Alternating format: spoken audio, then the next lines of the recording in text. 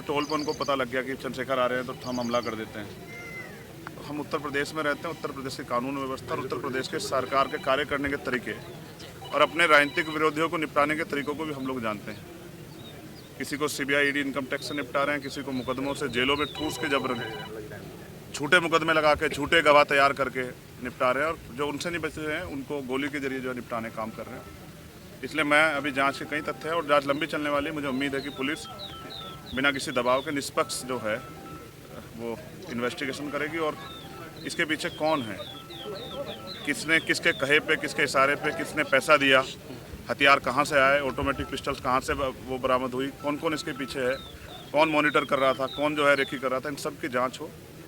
इसलिए भी ज़रूरी है कि आज मेरे साथ है, कल किसी और के साथ ना हो, क्योंकि उत्तर प्रदेश में विपक्ष के लोग बड़ी मजबूती से जो है अपनी लड़ाई को लड़ रहे हैं। और ये तो उत्तर प्रदेश है, यहाँ तो चुनाव सजा होने के बाद पता लगता है कि डीएम साहब के दबाव में मुकदमे लिखा गया था, बाद में वादी मना कर देता, लेकिन तब तक बहुत कुछ बदल जाता है तस्वीर। पुलिस की आज की खुलासे से आप संतुष्ट हैं या नहीं? मैंने कहा कि मैंने उनको पर्याप्त समय दिया कि वो अपनी कार्रवाई को, गिरफ्तारी की प्रक्रिया आगे बढ़ाए। तो गिरफ्तारी हुई है।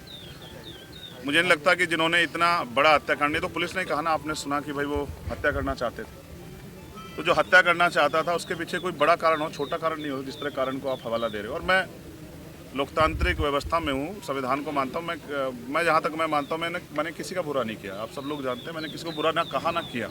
मैंने प्रयास किया कि जिसके भी साथ खड़ा हो पाऊँ, जिसकी भी मदद कर पाऊँ, जिसके भी आंसू पहुँच पाऊँ। और ये मैंने सीखा अपने जो सीनियर लोग हैं उनसे।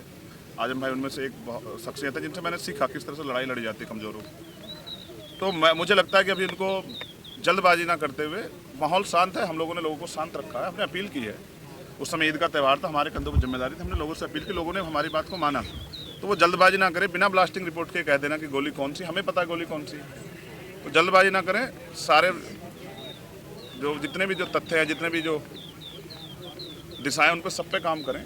क्योंकि जहाँ तक हम जानते हैं कि हो सकता है किसने पैसा दे के कराया हो, क्योंकि वो तो नौजवान बच्चे, उनको इतनी जानकारी नहीं है, उनको ये भी एहसास नहीं था कि ये करने के बाद क्या होगा। तो इसलिए इससे बहुत बड़ा नुकसान हो सकता था प्रदेश स्तर पे भी और देश स्तर पे भी। इसलिए मैं प्रयास करूंगा कि सरकार के दबाव में जल्दबाजी ना करें और जिम्मेदारी से जांच को आगे बढ़ाएं और सभी तथ्यों पर जांच करें। और मुझे अभी भी पुलिस के कुछ अच्छे अधिकारी हैं, उनकी कार्यशैली भरोसा है कि वो सरकार के दबाव में काम नहीं करेंगे। और उम्मीद है कि फेयर जाँच होगी और ये पता लगेगा इसके पीछे कौन है। कल की जो आप लोगों की घोषित की पंचायत है, उसके बारे में अभी मैंने लीडर्स को बुलाया है, सब लोगों को, और मैं चाहता हूं कि पुलिस को पर्याप्त समय मिले जिससे कि आसानी से वो अपने कार्य को आगे बढ़ा पाए। ये ना हो कि हम इसमें फंसे रहे, इसलिए हमने कार्रवाई को में ढिलाई बरत दी। तो आज शाम तक उसकी स्थिति 6 बजे, 6 साढ़े 6 बजे क्लियर हो जाएगी। और मेरा प्रयास रहेगा कि मैं उनको समझाने में कामयाब हो जाऊँ कि क्योंकि कावड़ का समय आ रहा है और मोह अच्छा नहीं है, नुकसान हो सकता है। मैं कोशिश करूंगा कि किसी भी तरह का जुटान ना। देखिए, जब आप पे हमला हुआ तो आपने ये कहा था कि हमारे सहयोगियों ने, साथियों ने उन लोगों को पहचान लिया था, तो जिस प्रकार उनके आज आपने देखो प्रेस वार्ता हुई, तो क्या लगता है वही व्यक्ति थे? नहीं, दिखाए नहीं। आपने देखा क्या दिखाए? आपने देखा हो तो मीडिया के लोगों ने बताओ। फोटो भी वायरल हो चुके हैं, आपने देखा हो? नहीं, पुलिस की कार्यशैली ऐसी, फोटो किसी का दिखाते हैं, जाता कोई है, हथियार कोई होता है, लगाया कोई जाता है, पकड़ते कहीं से हैं, दिखाते कहीं से हैं। तो इतने कम समय में कट्टे से तो फायर नहीं हो सकती लगातार, और फायर 6-7 हुई है, 3 नहीं हुई है। तो मैं कह रहा हूँ ना, अभी जांच कर लें, जल्दबाजी ना करें। मैं समझता हूँ उनके कंधों पर जिम्मेदारी, उनको सरकार को जवाब देना है, लेकिन सरकार भी ध्यान रखे कि इस तरह का माहौल ना बनाए कि लोगों में भय का।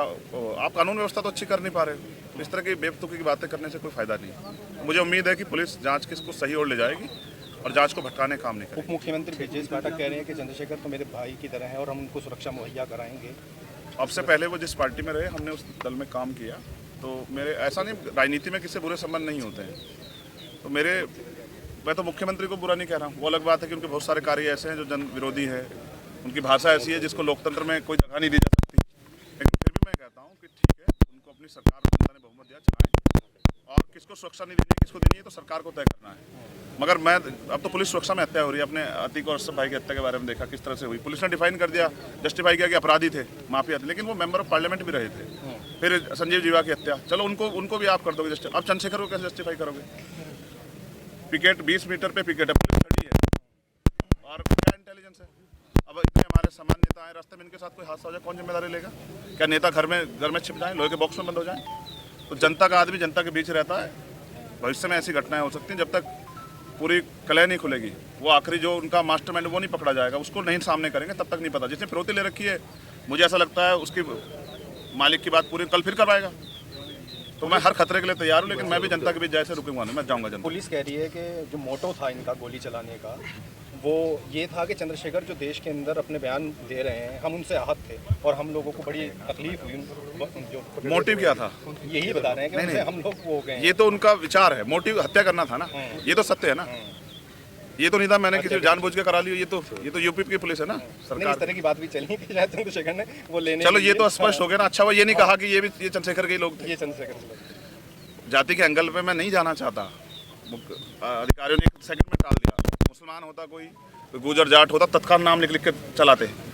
तो मेरे एक सेकंड रही बात पुलिस की और उसकी, तो मैं फिर कह रहा हूँ कि कानून व्यवस्था सबके लिए अच्छी होनी चाहिए, चंद्रशेखर के लिए नहीं, सबके लिए होनी चाहिए, अंतिम व्यक्ति के लिए। और वो माहौल नहीं दे पा रही सरकार, इसलिए मैंने मुख्यमंत्री का नहीं संभाल पा रहे तो दे दो इस्तीफा। आपके यहाँ भी अच्छे लोग हैं उनको दे दो, वो चला लेंगे।